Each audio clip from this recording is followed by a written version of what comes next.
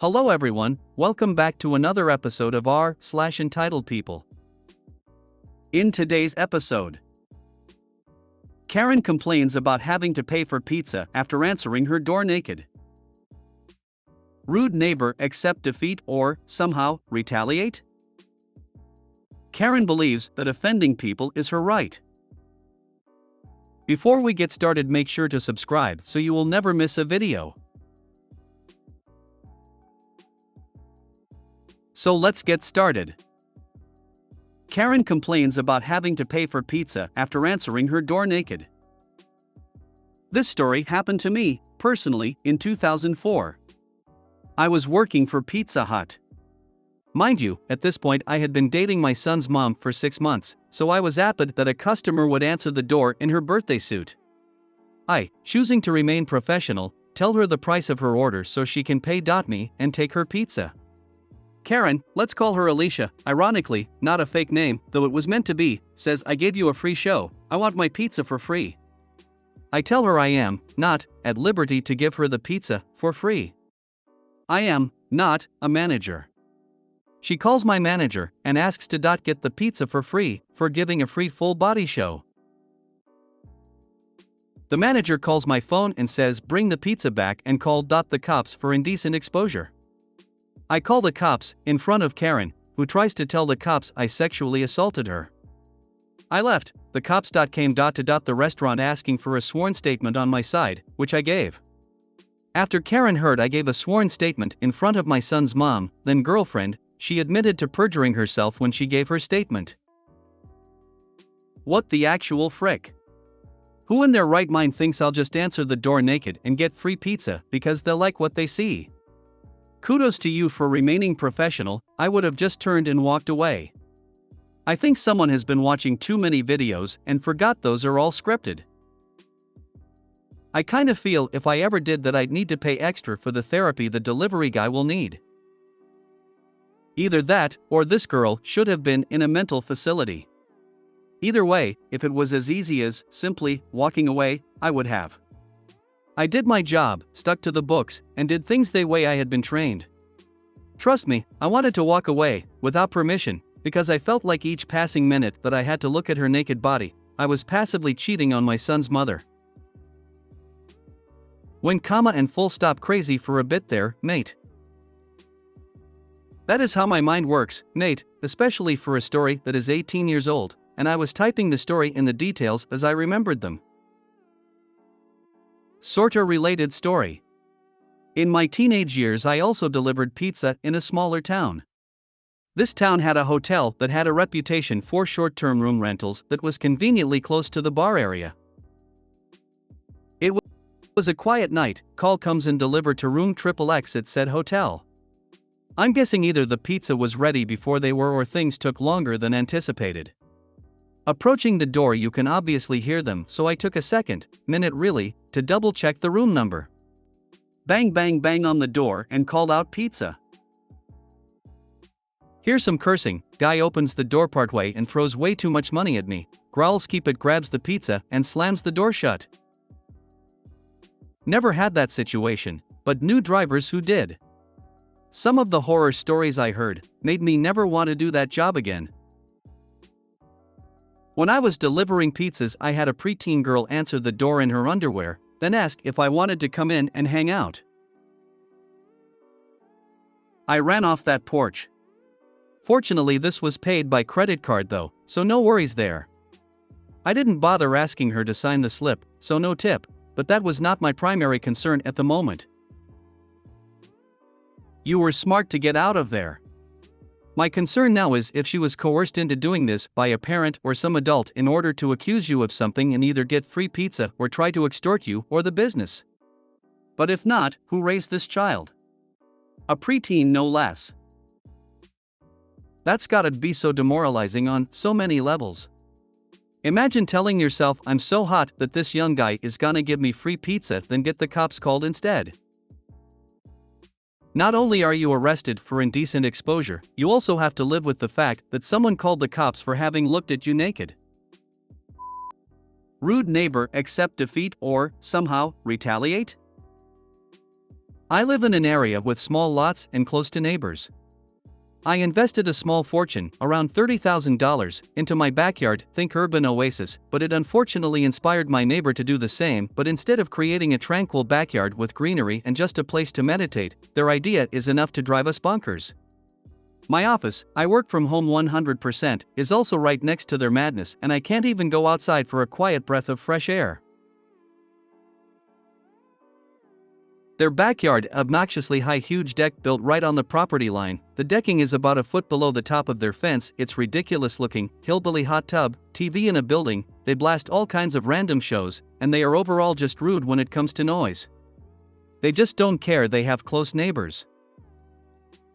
Do I just need to suck it up and given that I've lost my backyard oasis, or is there a way to revolt? My neighbor, at least the wife, is an unpleasant narcissist who cannot be reasoned with.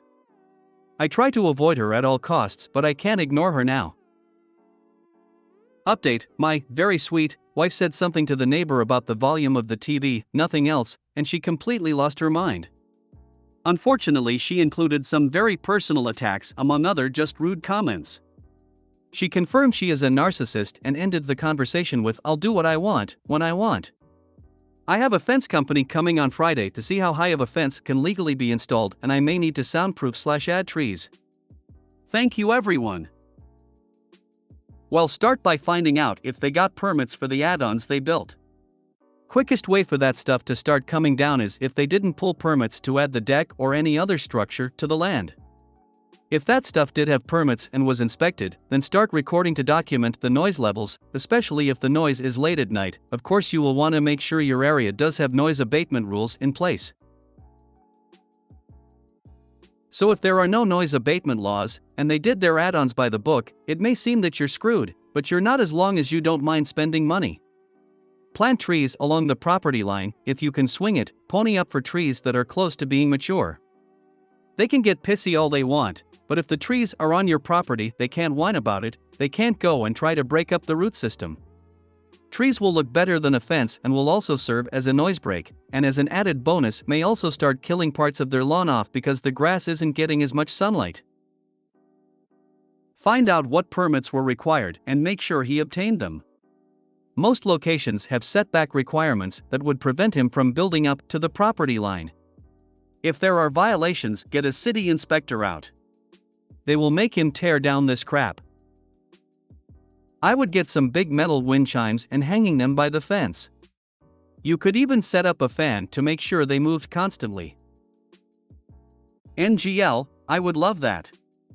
Huge metal chimes make the best meditation sounds. Love the one I have and wish I had room for more so I could have an entire symphony in high winds, which occur regularly here during certain times of the year. Is there a way to check to see if they pulled the necessary permits for the construction? If they did not, bring it to the attention of code enforcement, assuming of course that you are in compliance with any required permitting for your backyard improvements. Find out what TV they have out there and order a remote. Randomly turn it off and change the volume. Do it intermittently when you're outside and frequently when you're inside if possible. Worst case scenario is they go buy a different TV, so you have to order another remote. In my town, any structure must be 7 feet from the boundary. The code enforcement people are vicious.